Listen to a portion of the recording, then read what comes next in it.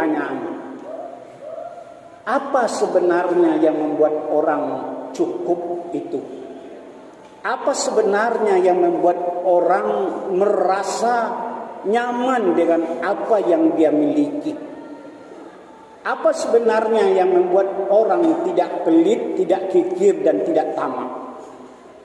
Maka jawabannya adalah rasa syukur yang dia punyai di hati, di pikiran, dan di jiwanya.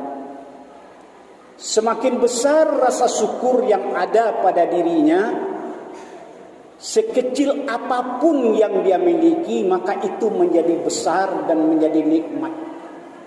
Tetapi setinggi apapun jabatan yang dia punyai, harta cukup, uang banyak, tetapi rasa syukurnya kecil, maka yang besar itu akan menjadi kecil, harta yang banyak itu akan terasa sedikit, rumah yang mewah itu akan terasa sempit, karena syukurnya yang kecil.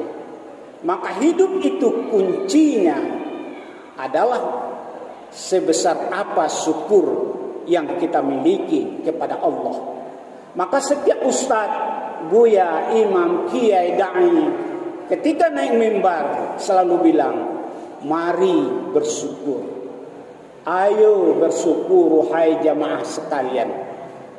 Maknai lebih dalam, lebih jauh, apa itu syukur itu. Maknai dengan penuh perasaan, pikiran, apa itu syukur. Bukan hanya imbauan, tetapi ada yang lebih penting pada syukur itu. Bahagia dan tidak bahagianya seseorang itu disyukur. Menerima azab dia di dunia atau tidak pada syukurnya.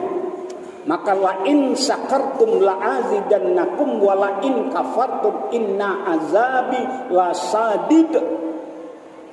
Orang-orang yang tidak bersyukur akan menerima azab setiap saat. Apa azabnya? Gelisah, gundah, tamak, pelit, kikir, sombong. Itu adalah azab bagi orang-orang yang tidak bersyukur. Tetapi nikmat bagi orang yang bersyukur adalah meskipun miskin, kekurangan harta, makan pagi sore susah, hidup tinggal di pondok-pondok reot, tetapi pondok reot seperti tinggal di istana. Uang 10.000 serasa memegang uang 10 juta. Kenapa?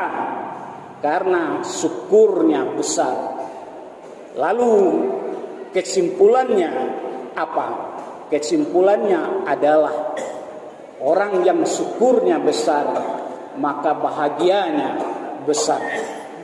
Orang yang syukurnya kecil, maka bahagianya kecil.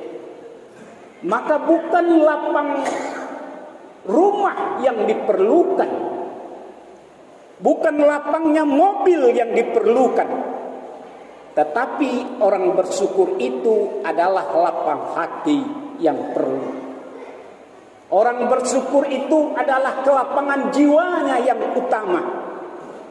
Karena kelapangan hati, kelapangan jiwa mendatangkan hidup menjadi lapang, hidup menjadi tenang, dan hidup menjadi